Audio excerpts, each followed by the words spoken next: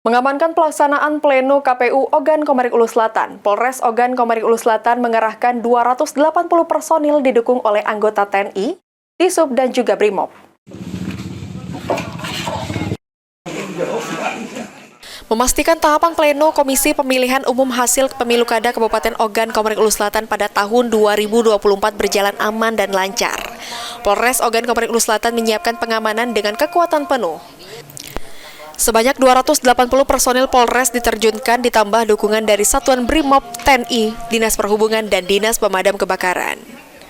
Pengamanan direncanakan secara menyeluruh mencakup strategi terbuka dan tertutup dan juga dilakukan di jalur lokasi pleno hingga area strategis lainnya yang menjadi prioritas. Jadi kami sampaikan dalam rangka pengamanan tahapan pemilu kada Bupati, Wakil Bupati, Gubernur, Wakil Gubernur untuk Kabupaten Oku Selatan.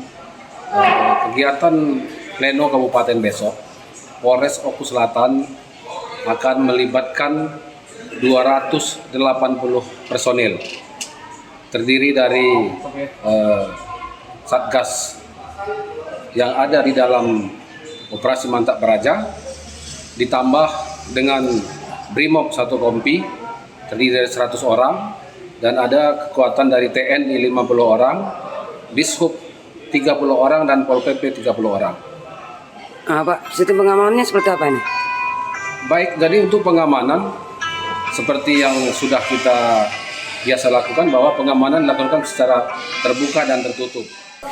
Rapat pleno tingkat Kabupaten Ogan Komering Ulu Selatan akan dilaksanakan pada Kamis 5 Desember dan direncanakan berlangsung di Aula Islamic Center Komplek Masjid Agung Al Muhtadin. Sri Fitriana, PAL TV.